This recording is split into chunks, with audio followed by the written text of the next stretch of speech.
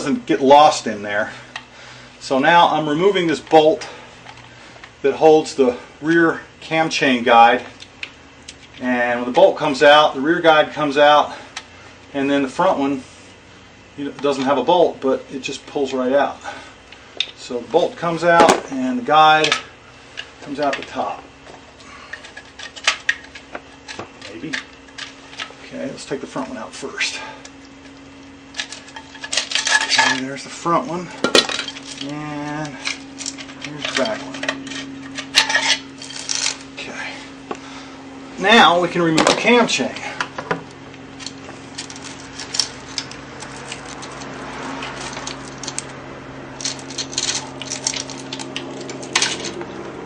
Let's take this gasket loose. All right, now this gear comes off with the cam chain, and it just pops right off. There we go. Okay, so now we're going to take the swing arm bolt out, and this is a little tricky because the swing arm bolt goes through the swing arm and the motor. So what you need is a couple of 22 millimeter sockets, and you pop those caps off and then bust the nut loose. Okay, so I've got one wrench is held by the foot peg, and I got a breaker bar on the other side loosening up the nut. Okay, and once the nut's off, I'm going to knock the bolt out a little bit. So I've got a couple of these bolts that are, I forget how many millimeters. They're the right size. And I'm going to knock the swing arm bolt out with one of these bolts that I'm knocking in. And the idea is to knock it so that I have the bolt through the swing arm but not into the motor. Alright, so to get this bolt out, I'm going to rock the bike and hit the back tire in order to release the tension. Okay, I've got this bolt out. I'm going to put this other guy in here, keep the alignment. Okay. Alright, something I forgot to do was loosen this oil line and remove it, because that's, I think, the last thing that's holding the motor that isn't a motor mount. So again, BMW uses those clamps that are a pain in the ass to deal with, and I use a regular hose clamp.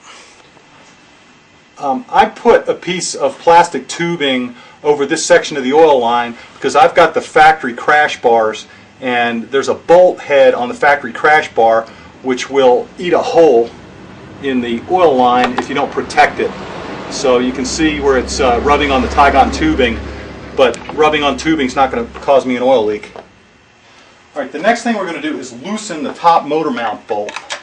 We don't want to take it out. What we want to do is get the nut off it.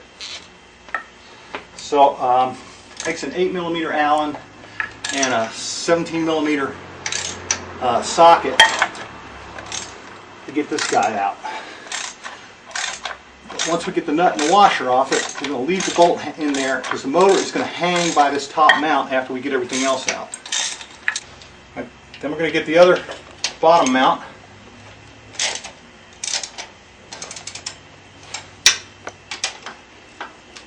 Again with an 8 Allen and 17 socket. And this one we take all the way out.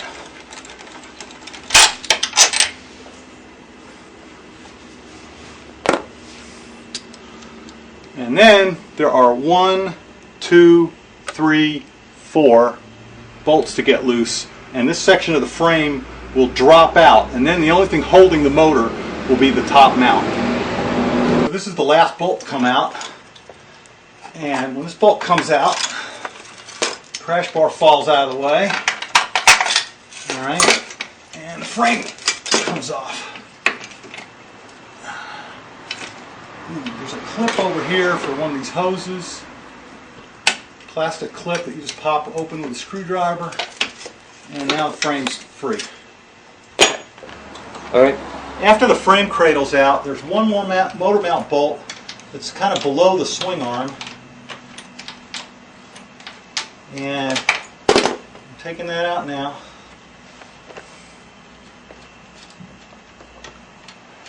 That requires a 8mm Allen and a 17mm socket, or open end or something.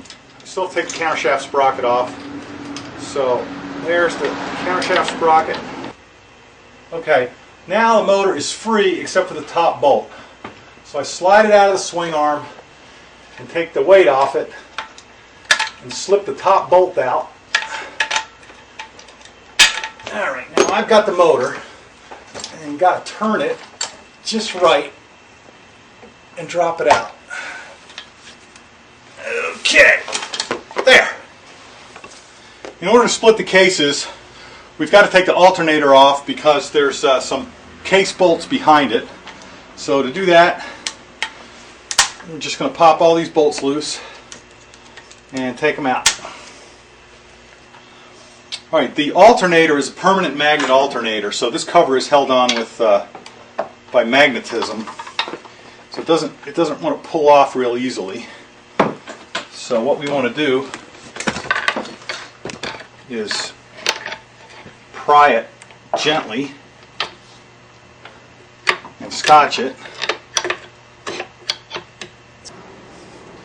Alright, so once it's a little bit loose, it pulls right off, but it wants to stay on. So there's the alternator. And there's a washer here.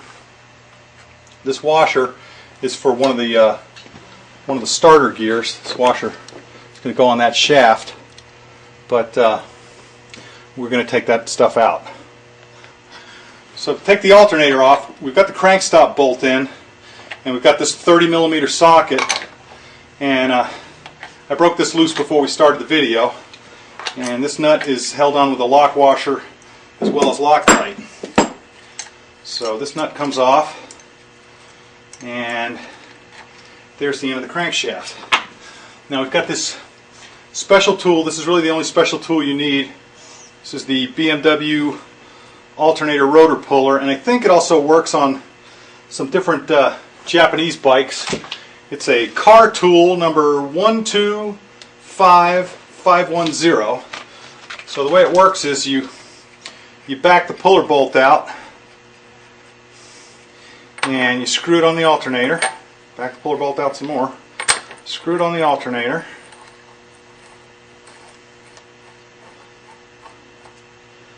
Okay, and then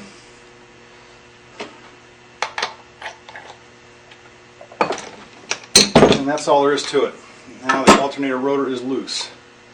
Okay, so we're going to take the tool off.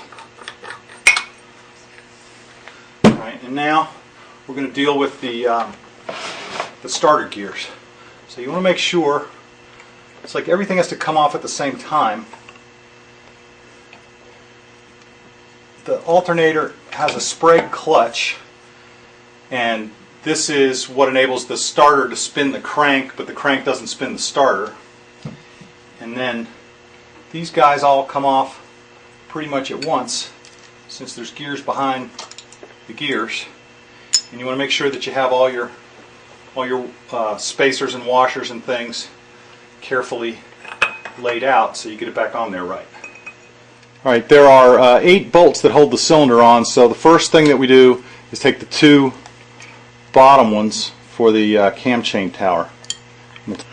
Alright, because I'm going to separate the cylinder from the crankcase, but I want to keep the head to the cylinder, mated to the cylinder, I'm only going to take these 4 bolts out. If you're going to take the head off, you'd take these other 2. So we're only going to take these 4. Alright, we crack these loose.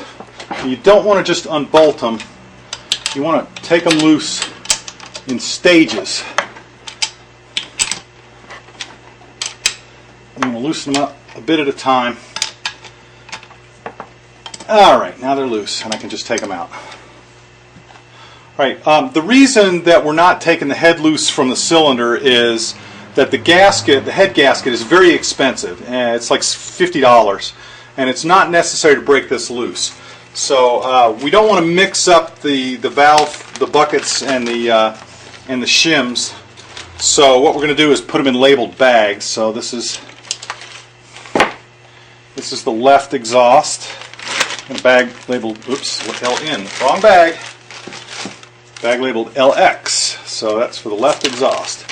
And that way I won't get that one mixed up. And I have, here's the right exhaust, and we'll put that in the bag.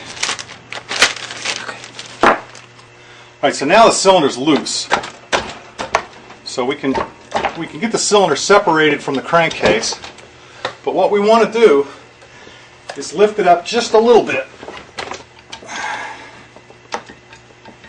And then we want to tilt the motor over like this.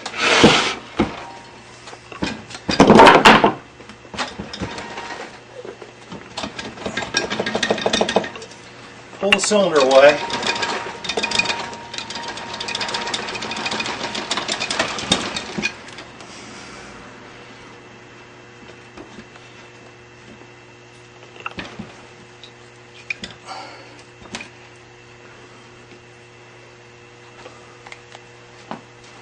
Pull the cylinder away, and there's the connecting rod. And what we want to do is just expose the end of the wrist pin. Just the very end. We don't want the oil ring to slip out. It's not horrible if it does, but it just makes life a little more difficult. Okay, so there's the clip. So what we're going to do is take that clip out and then drive the wrist pin out and leave the piston in the cylinder. All right, there's two kinds. There are two kinds of wrist pin retaining clips. One has a little flare on the end, and the other one is just naked. So the one with the flare on the end is easier to get out. There we go. Okay. Okay. You can see that this clip has one end with a loop on it and the other one's just round. It doesn't really matter which kind you have, but if you have this kind, it's easier. Alright, so I've got an appropriately sized socket that can push on the wrist pin, and I'm going to go around the other side and just push it out. Alright, and here's the wrist pin coming out. Okay, now there is the wrist pin. Now, I can push the piston up in there a little bit, and now we can remove the cylinder. Okay, I tore my base gasket here, so I'm going to need to replace that. And the cylinder comes off. Okay. Alright, one of the things that I like to do is keep the connecting rod from banging around on the crankcases. Whoa. So you can do that with a couple of pieces cut off an old inner tube, like that. Alright, I want to take a moment to talk about what we're looking at here. The crank drives the clutch basket, and then the other part of the clutch is connected to this is the input shaft of the transmission, and there's a gear on the back of that drives all this stuff here.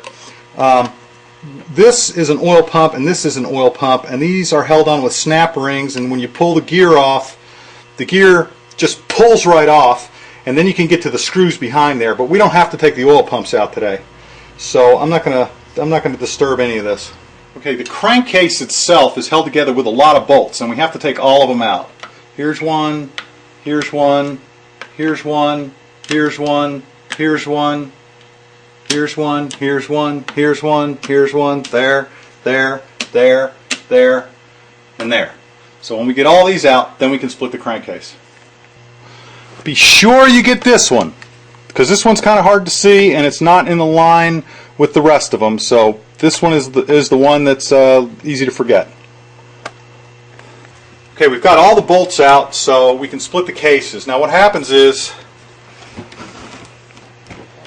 I'm going to turn it the other way and kind of tug on it. Alright, and get a soft hammer and hit the crank and hit the transmission shaft. You can see the cases are coming apart. There we go. Alright, so lay it back over on the right side. Pull the left side right off there.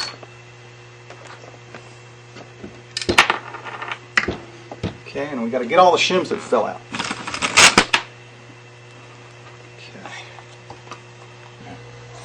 All right, this is the notch in the crank that when you put your crank stop bolt in, it goes into that notch and holds the crank on top dead center. Okay, this is the shift pawl that when you shift the gears, this is the gear shift lever here, this thing moves up or down and turns this shift drum, and then this piece here is the detent. This is what keeps it in the gear that you're in. So what we want to do is pull these loose and pop all this stuff out.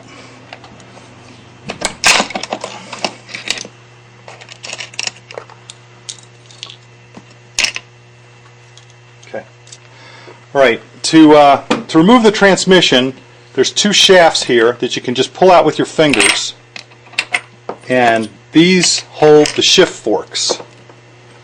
One of them holds two shift forks, and the shift forks have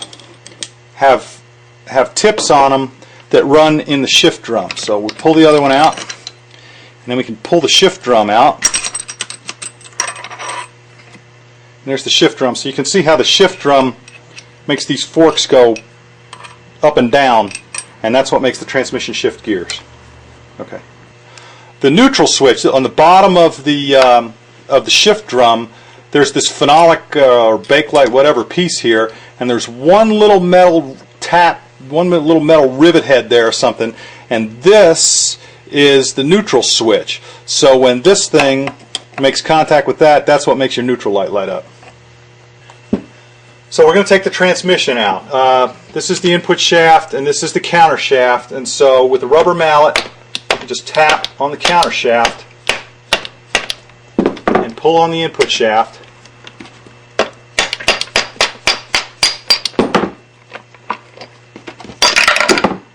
And there's the transmission. The jack shaft out, or the balancer shaft out. So with a rubber mallet, you just kind of pull on the jack shaft and you tap on the crank, and they come out together.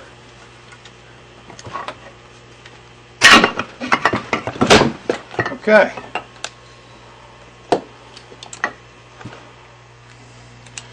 Alright, the balancer shaft has a split gear here, and you have to put this gear in the right position in order to reassemble the crank. So what you want to do is take a 5/16 drill bit and put it in the hole.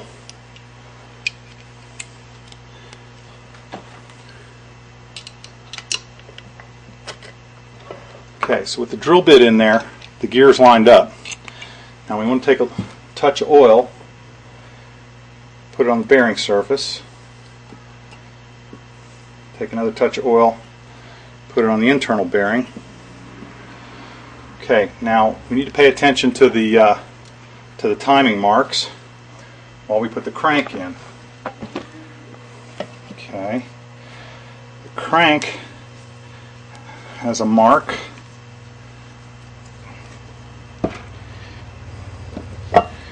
And the balancer shaft has a mark.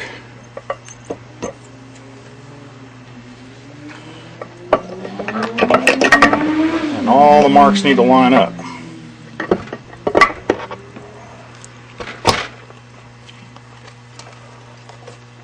Okay, but the connecting rod has to be up the middle.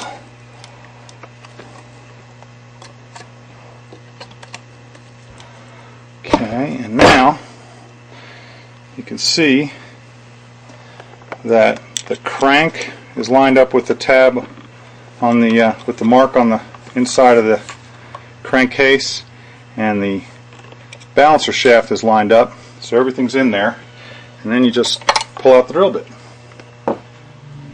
Alright, now we're going to put the shifter shaft back in. Now the shifter shaft comes out and it falls apart into three pieces. So there's the one main piece, and then there's the detent, and there's the spring. So the spring goes in and it's going to rest against the crankcase, and the detent just goes on there, and we push this in. You need to kind of wiggle it to get the These are the return springs. And we pull this up, get the detent, and pull all this down. And the easiest thing is to take the shift drum. This is neutral on the shift drum, and put the shift drum in place. Okay, now that's going to hold all this stuff out of the way while we put the transmission back in. So the transmission, you need to pay careful attention to where the shims go. There's a small thrust washer that goes on the outside. There's a larger one that goes on the inside. This stuff just falls apart. So you want to put the bearing in the gear, and the gear has a larger relief on one side than the other. The side with the larger relief goes in. So this goes on, and that thrust washer goes on top of that. Now, the input shaft has a gear that wants to fall off. But other than that, everything stays together. So we mate the two shafts and drop them in the motor. Okay. Alright, now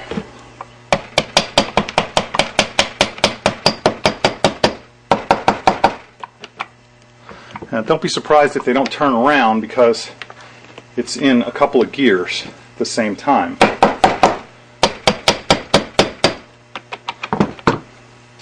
So you can look and make sure that the gear on the bottom of the input shaft is contacting.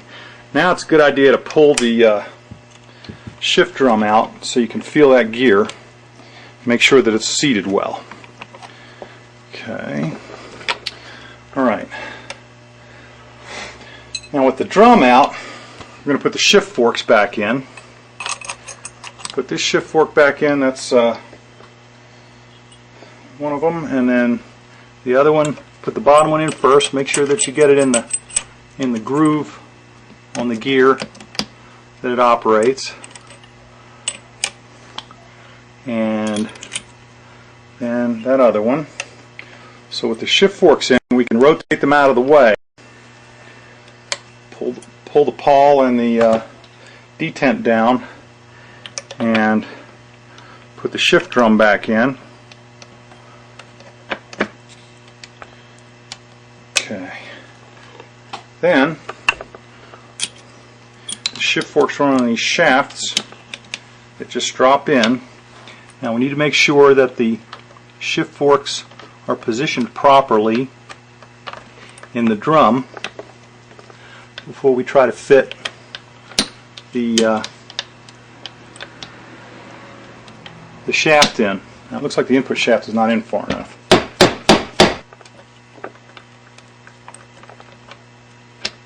Okay, now with both of those guys in, that shaft just drops right down in that hole.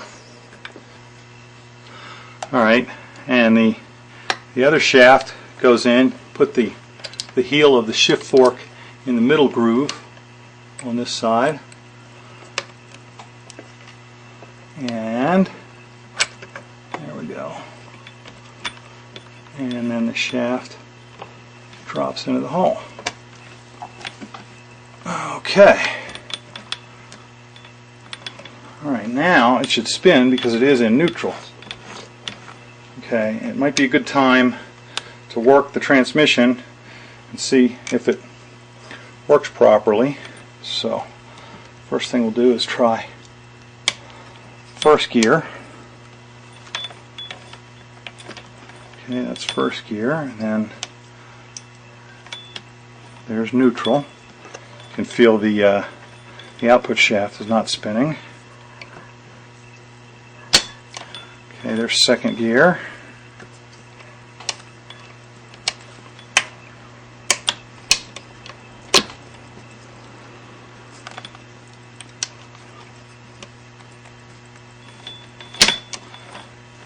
Third gear.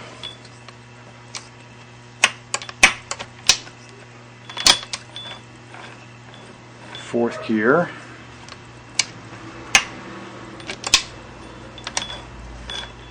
in fifth gear, and there are no more. Okay, so now we'll drop back down. There's second, and there's neutral. Okay, so we verified the operation of the transmission, and now it's time to put the other crankcase half on. But one of the tricks to these paper gaskets is, before you assemble, you're going to take some oil and wet the gasket surface.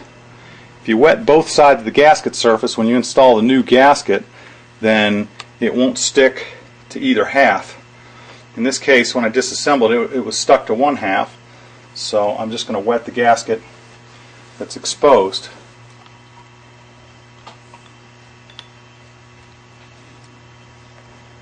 Alright, with the gasket wet with oil, get the other crankcase half.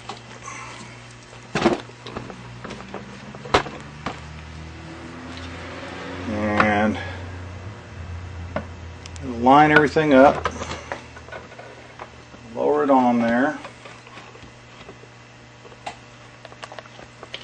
Okay, now one of the tricky things is this white gear, this plastic gear. Okay, so we want to make sure that the shaft goes through the gear and nothing binds. Alright, now the thing's pretty well lined up.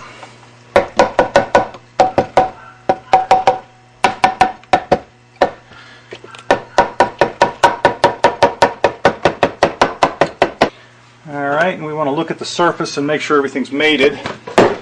So we have a little issue up here. So just keep banging away. Make sure the crankshaft spins freely. So after removing the crankstop bolt, the crankcase went together just fine, and the crank rotates as it should. The crankcase halves are now together, so it's time to put all the bolts in. So, all right, there's basically four kinds of bolts here. There's the two black ones, the two shiny ones, a whole lot that are all the same, and then there's the oddball gray one that's a little longer.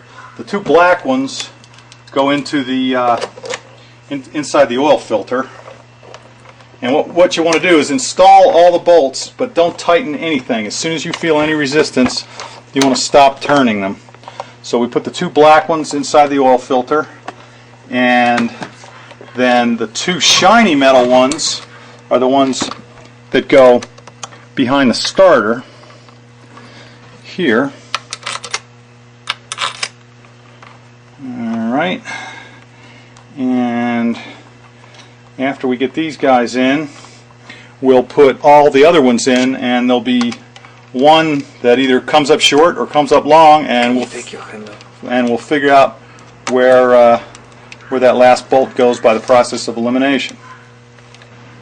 So using the process of elimination, we figured out that the long bolt drops in there between the oil filter and the alternator. So now we're going to just snug them all up.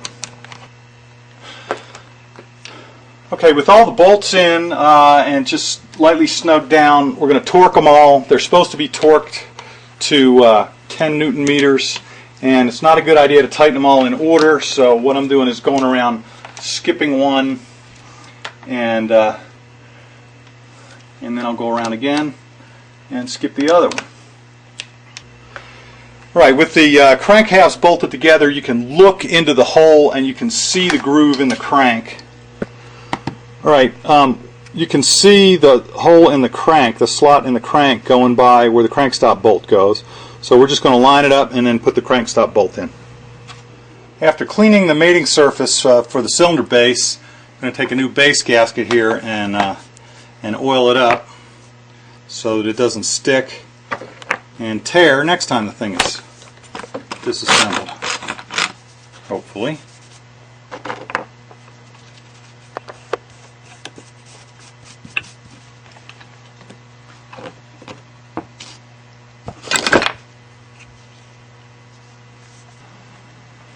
Alright, once the gasket's oiled up, I'm going to put it on the studs and settle it down. There's a pin there. You want to make sure the hole goes on the pin. Okay, and there's going to be a pin in the cylinder base that's going to go through this hole here. And what we're going to do is take the wrist pin out of the piston, lift the motor up, and try to get the wrist pin in without pulling the piston out of the cylinder. And if that happens, we'll have to use a ring compressor. Okay, now what we're going to do is tilt the cylinder over and tilt the motor over, slide them together, and hopefully not lose the alignment of the piston in the cylinder.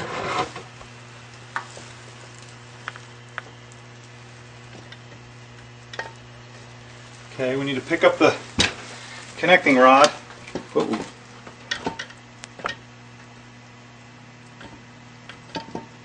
We need to pick up the connecting rod and make sure it goes up in the piston.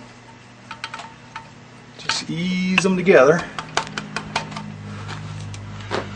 until the connecting rod can line up with the hole in the piston. Then we just slip the piston pin in.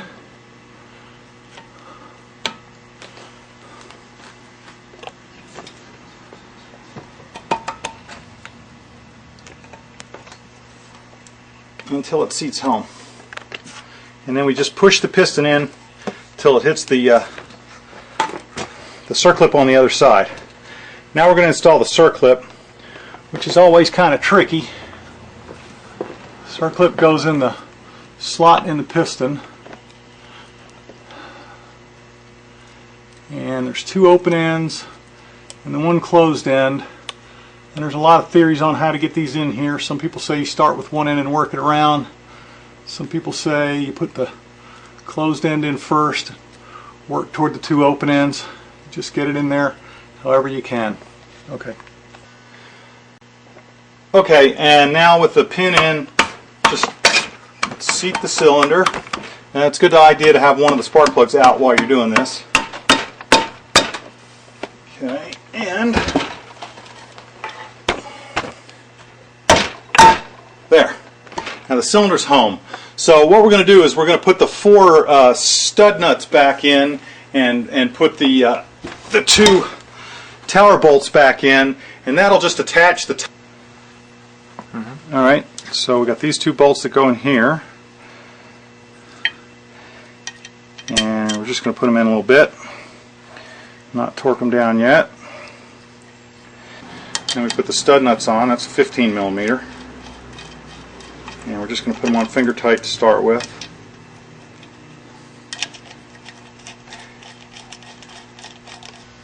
So these four bolts have two torque specs. There's a first stage and a second stage. In Newton meters it's 20 and 50. So in foot pounds that's 15 and 37. And in inch pounds it's 270 and 444. So I got a centimeter kilogram and inch pound torque wrench here, so I'm going to go with the inch pounds. So the first is 270 is the first stage. So we're going to go 270. There's one, and then we go across to the next one.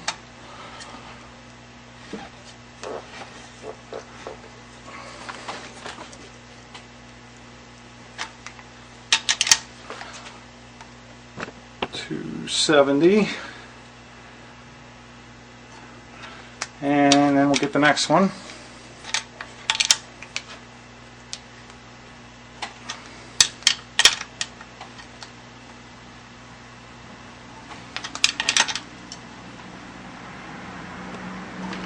And we'll get the last one.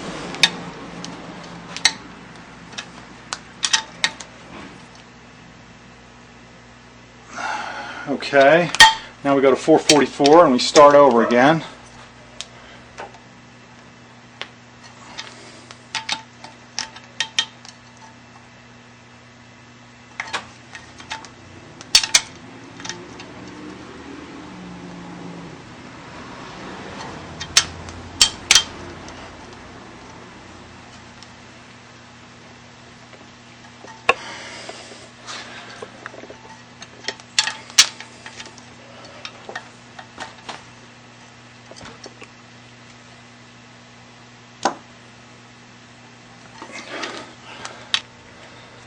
Now we're going to tighten these up to 10 Newton meters, because that's what all these little bolts are that go into the aluminum. Okay, we're ready to put the motor back in the frame. So there's a couple of tricks with the Classic.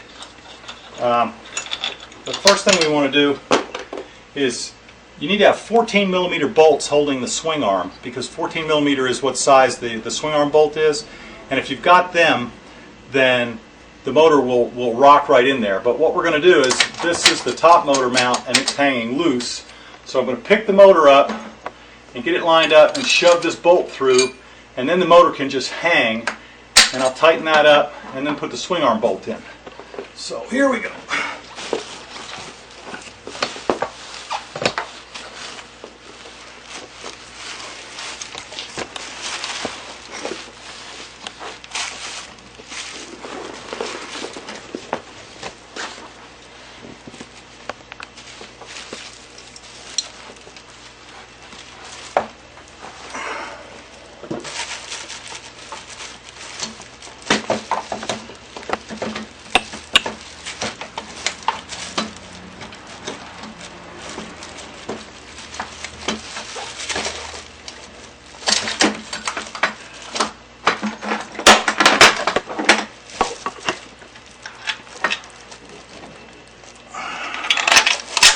Okay, so now the motor's just hanging, and we can slide it up into where the swing arm's going to go, and we'll need to tighten up the top bolts to pull the motor up.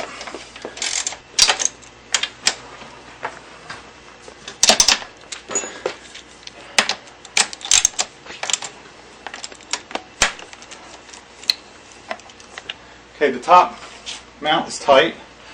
So now it's time to get the swing arm bolt in. Pull one of these 14s out, not disturbing the swing arm. Slide the bolt in, and then we got to rock the motor, and we'll just drive the other bolt out, the other 14 millimeter, out the other side. Okay, now we're going to put the bottom rear motor mount bolt in. I'm going to slide it through from that side and put the nut on, and we don't tighten anything up till everything's in. Okay. Okay, now we're going to mount the subframe and try to do it with the crash bars. So the first thing I'm going to do is put the rear bolts in so that I can pivot it up. Okay, there's one.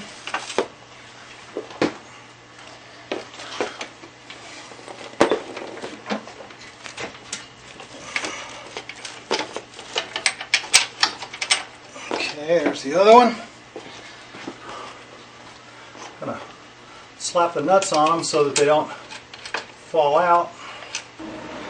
Alright, now we can pivot the frame up. And with a little luck, we'll get these bolts in here. There we go.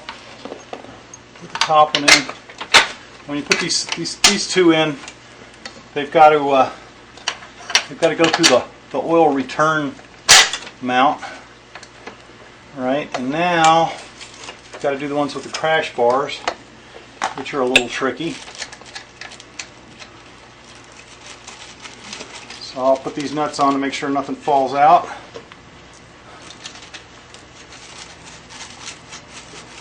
All right, and now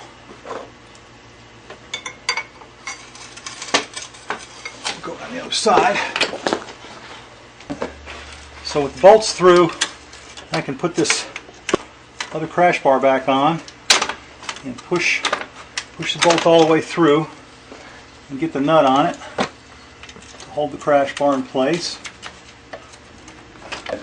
So now I've got the 4 bolts in the front, I've got the 2 bolts for the back of the subframe, I've got the bolt at the rear of the motor, I've got the swing arm bolt through, and I've got the top bolt through. Everything's in, they're all lined up.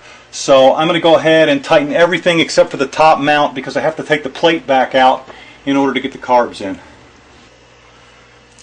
Now we're going to put the cam chain in and put the crank gear back on. So just drop the cam chain down the tower, and I'm going to hook a bungee on the cam chain to make sure that it stays up. And the gear goes on. There's a key, so it only goes on one way. Alright, with the cam chain hanging loose, you can slip the gear on. Okay, now we're going to get the cam chain up a little tighter so it stays out of the way. Alright, now I want to clean this off a little bit. And put some Loctite on it. Put the lock washer on. Shake up the Loctite.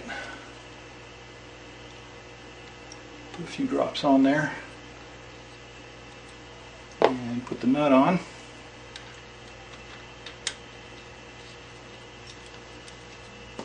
.30mm socket.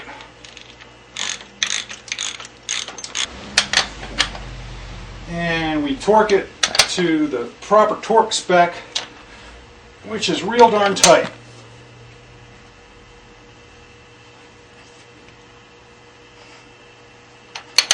Okay. Now we need to put the rear cam chain guide in, and a little bit of Loctite on the screw that holds the rear tensioner.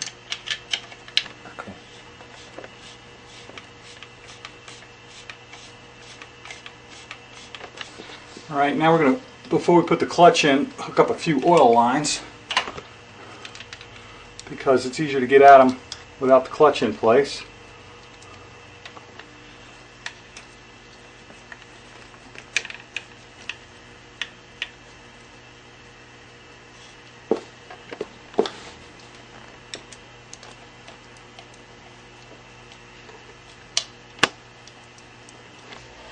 Alright, now we're going to put the tack cable back on before we put the clutch back on, because it's a whole lot easier to access it.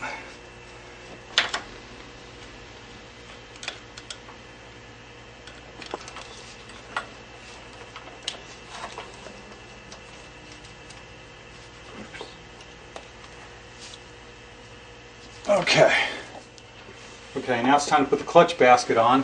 The manual or the parts diagram calls for an O-ring, but there's not one that comes out, so I don't see any reason to put one in. But make sure we put the bearings in there.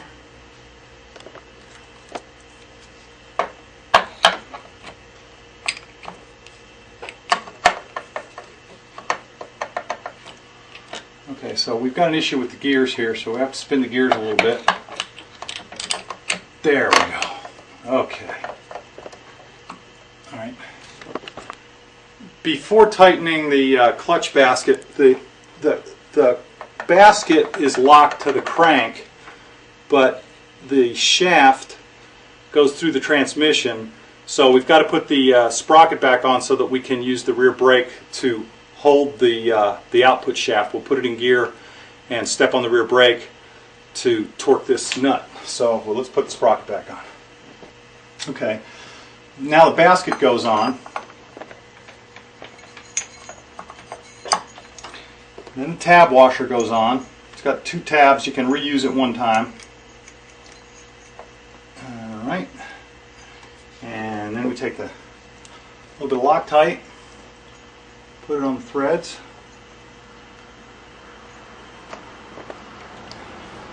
And we put the nut on. It's a 27mm socket, which is a 1 1/16 standard wrench.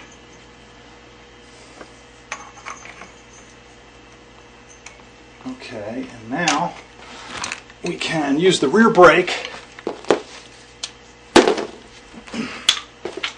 hold the thing while we torque it.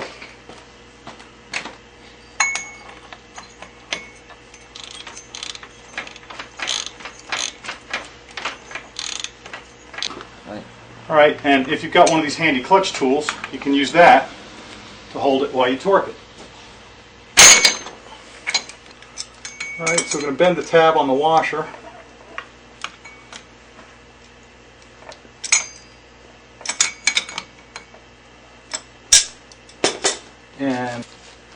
And now we're going to install a clutch pack. With any luck, it'll slip right in. Otherwise, they have to go in one at a time.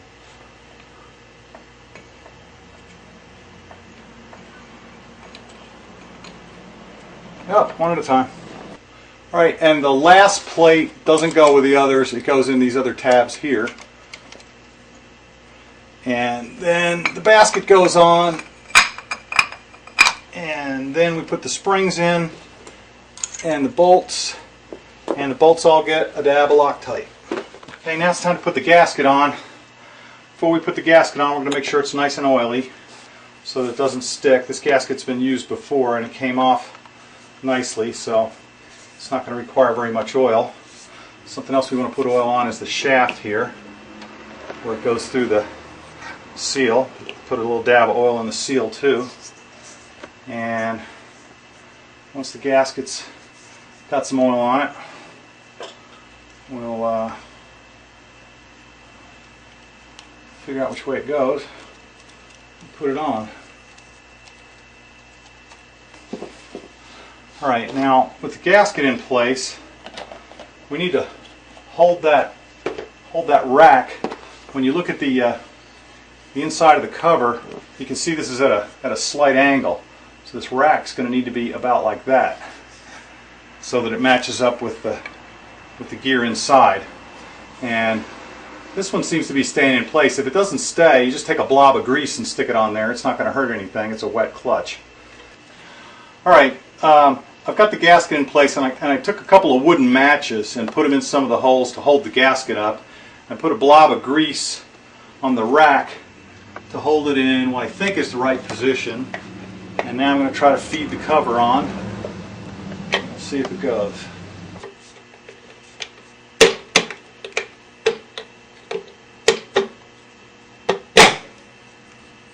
Okay. And we'll pop these matches out and put the bolts in. There are two kinds of bolts, short ones and long ones. And let's not forget the ground strap, which is up here. It's going to go below the tack cable. So the long bolts, there's 3 long bolts, and they go in the top 3 positions, and then the short bolts go everywhere else. Alright, and then we got a few other things that run. The starter cable clips into this little 3-way clamp somehow. Get the starter cable in there, and then we're going to put this hose on the water pump, and we're about done with this side for right now. Okay, now we're going to reassemble the top end, put the cams back in.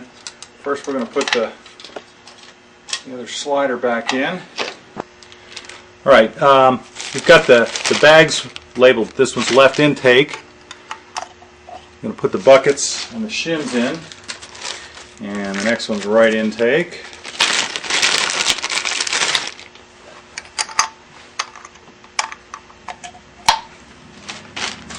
And the next one is right exhaust. Now we put the lower cam carrier in, making sure that it seats properly on the pins.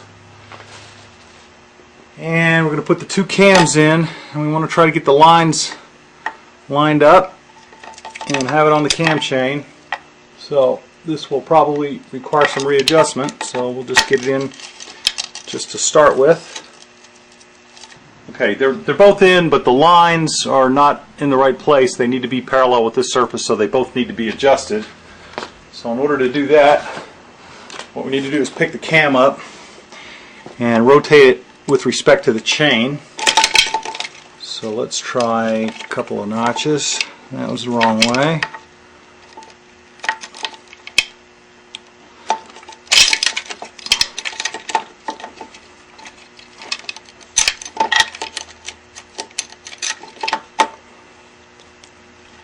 they're both off.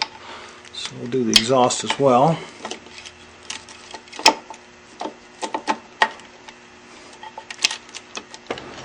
Alright, the cams are adjusted properly. You can never get them perfect, but you can see that they're in good alignment and they're fairly parallel with that.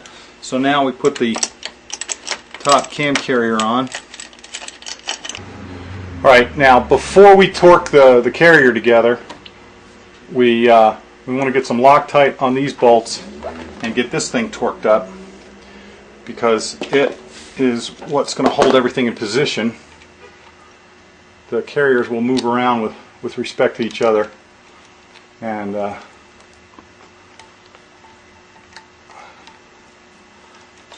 alright, so we're going to torque these, and once these guys are tight, we can go back and tighten up the cam carrier bolts. Okay, now we're going to put the tensioner, hydraulic tensioner insert in there, and I like to use some silicone sealant on this bolt instead of anything else, and just reuse the lock washer. And we'll put that bolt in, and while I have the silicone sealant out, I'm going to put a little bit of silicone sealant on the swing arm bolts, because they have a tendency to get kicked off, and if you have silicone sealant on them, I'll tighten that up in a minute, if you put a little bit of silicone sealant on them, then they're not going to jump off. So these are the little covers for the swing arm bolts.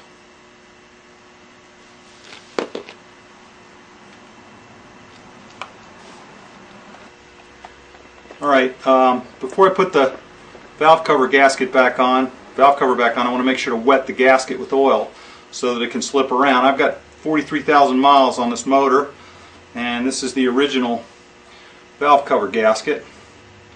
So I think this works. Alright, with a little bit of oil on there, we can go ahead and put the valve cover on.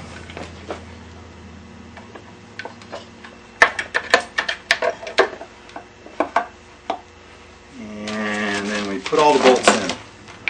Get them all in finger tight, just started before you torque anything down, so that the valve cover can move around to where it's happy to be. Alright, with all the bolts in and snug down, I'm going to put the final snug on them, and now the top end's together, with the small exception of one little hose that goes to the fitting here. Find the hose.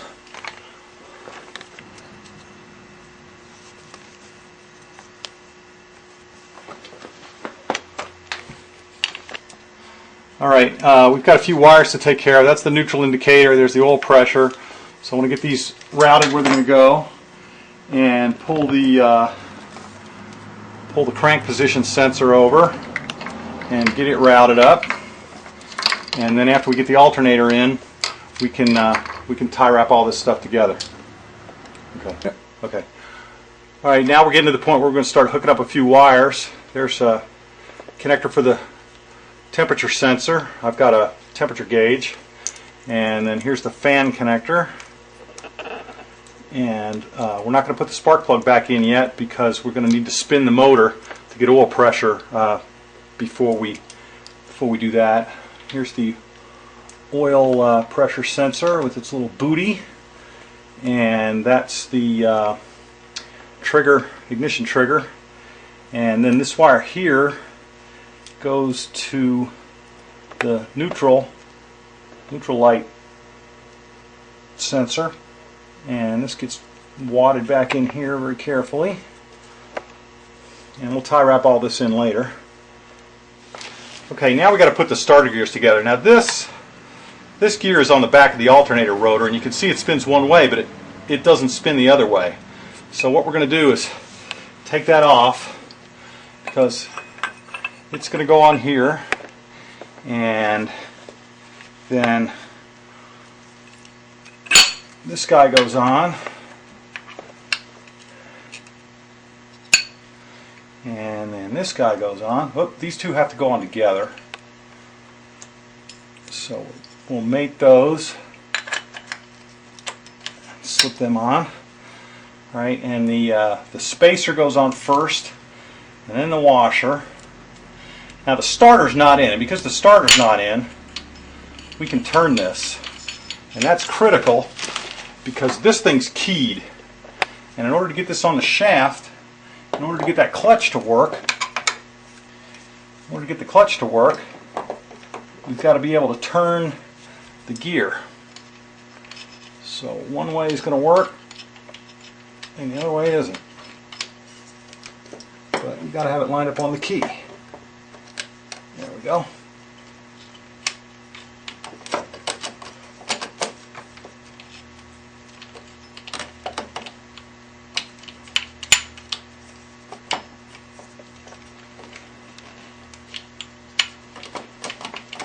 There it goes. Okay, and now we put the lock washer and a dab of Loctite.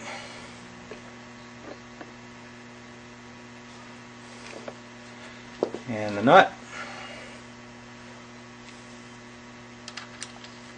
Now the crank stop bolt is still in there, so we can just torque away.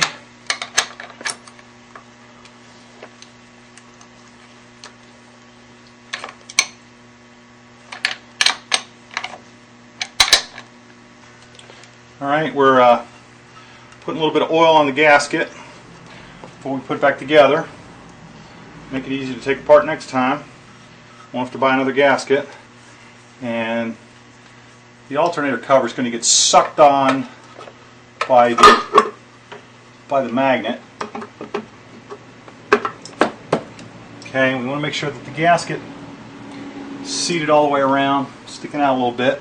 And these screws are all the same, so it ain't rocket science to figure out where they go. Okay, we're going to stick the starter in. We want to make sure that these surfaces are clean and put a little bit of oil on the O-ring. And it just slides right in there. And if it doesn't slide right in, then what you need to do is turn the gear a little bit to get it to slide in. Alright, now it's time to do the exhaust. So the first thing we need to do is thread the little fart sucking tube in position and get it finger tight on the bottom of the air box, and then with that in position we can put the exhaust itself on. Okay, get this guy on here.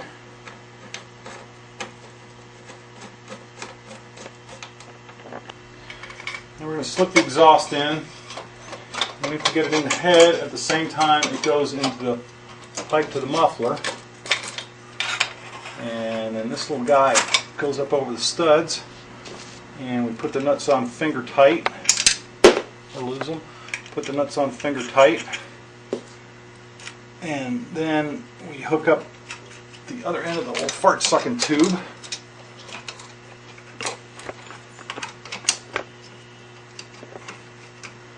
Again, just finger tight, because we're going to need to wiggle the exhaust to get the U-pipe on. And the U. Okay, now the U-pipe goes in, and the pipe, a little tricky. You got to get it in the collector and get the thing that holds it to the header bolts, the header studs. Okay, and we put the nuts on finger tight. And then we'll wiggle the whole thing and then tighten it all up. Alright, the radiator has these two tabs that go into these two washers. They just slip in, and then there's some nuts and bolts that go into the top. So we want to put the doohickeys in the holes and get the overflow hose through the bail. Alright, once the radiator's in position, we put the bolts in. Alright, and there's the bolt and the washer and the nut And the bolt requires an 8mm and the nut requires a 10mm. And so we'll snug this up a little bit and then go around the other side. Alright, we're going to put the carburetors back in now. So one of the tricks is spray a little Ru-Glide and rub it around inside all 4 boots. That'll help make the carburetor slip in easier. If you don't have any Ru-Glide, you can use Son of a Gun or something like that. Before you put the carb in, since you can get at it, it's a good idea to pull this out and make sure that little filter in there is clean. Okay, now I'm going to hook up the throttle cable. Drops in there and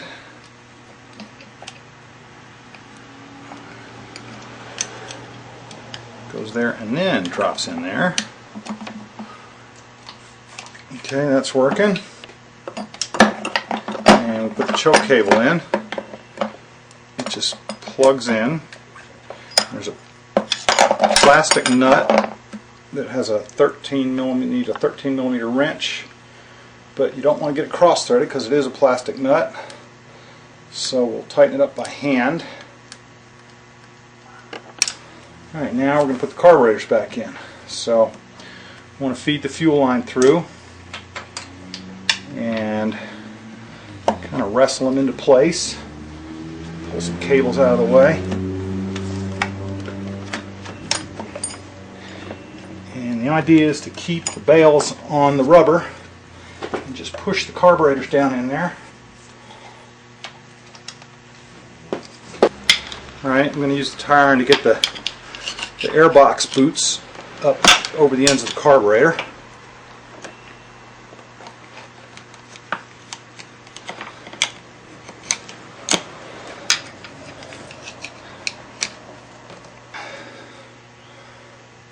Alright, and now we're going to work the intake boots a little bit. Alright, we got the intakes on, so finish up with the airbox. Got to make sure you don't have hair lipped anywhere.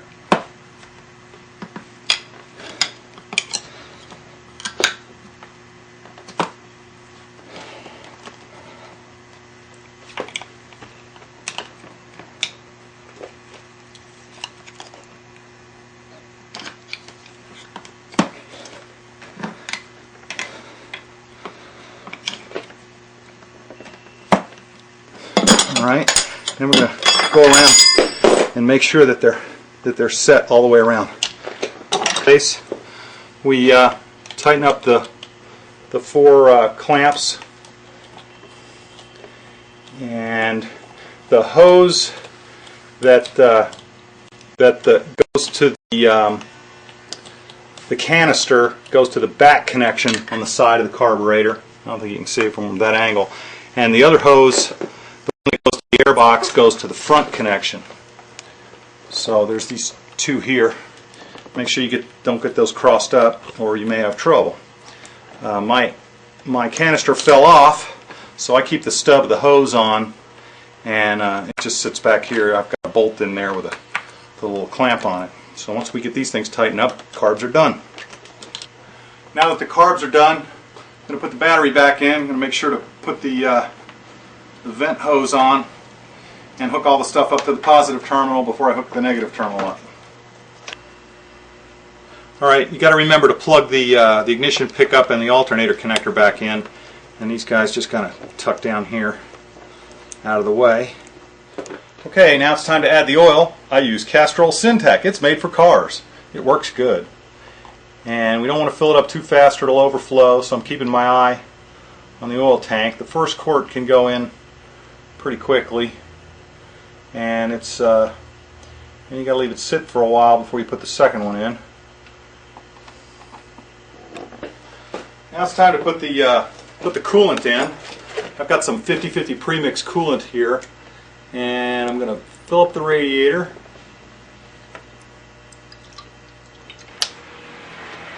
After filling the radiator up, if you squeeze the hoses some, you'll get some bubbles to come out, and then you fill it up a little bit more. And I've got it filled completely to the top, and I'm going to put the cap on, Now I'm going to fill up the burp tank, and I'm going to fill it way past the full mark. I'm going to fill it as full as I can, and any air in the system will burp out.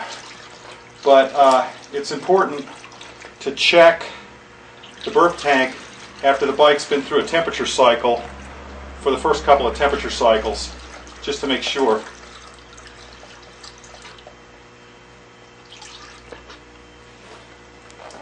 Okay, that's full. Now it's time to remove the crank stop bolt. We're going to turn the motor over with the bleed screw out. So in order to turn the motor over, we need to take the crank stop bolt out and put the little stopper bolt back in. Alright, now this screw here is probably in pretty tight. I pre-loosened it before we started shooting. You take this screw out, and this is the bleed screw. Take that out, and we're going to crank the motor. It's in neutral. Everything's hooked up. Spark plug's out. And we're going to crank the motor till we see oil coming out of there. Alright, there's oil. And it's critical to bleed this in order to have good oil pressure when you start the motor. Okay, before I put the oil filter in, I like to pre-fill it. This is one of those permanent type filters. So I'm going to pour a little bit of oil in there and spin it around, and you can see it wetting. That should make the oil get up to pressure faster. All right, and with that pre-filled, put that puppy in there. I'll put the cover back on. All right, so we've got the oil filter cover on. The spark plug is still out, and the oil's topped up. And now I'm going to turn on the key, and I'm just going to crank it till the oil light goes out.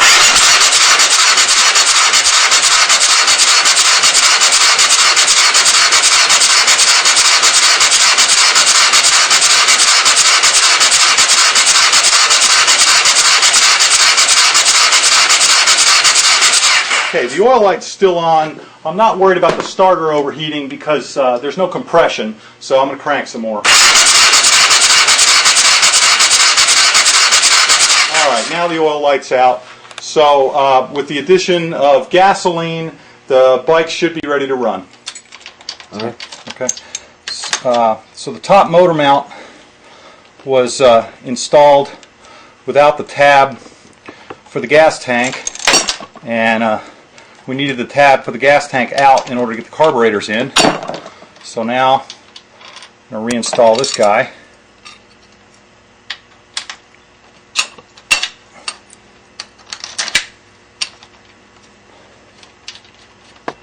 Got a few things left to do. Got to mount the shock preload adjuster.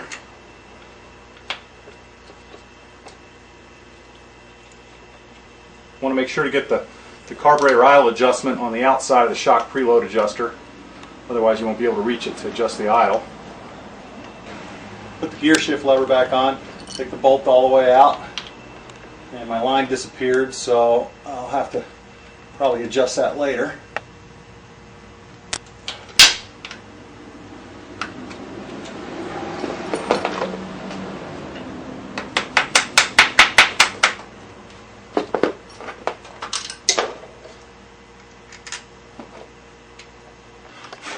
Alright, to install the clutch cable, just hook the end in there and make sure the boot's out of the way, and we can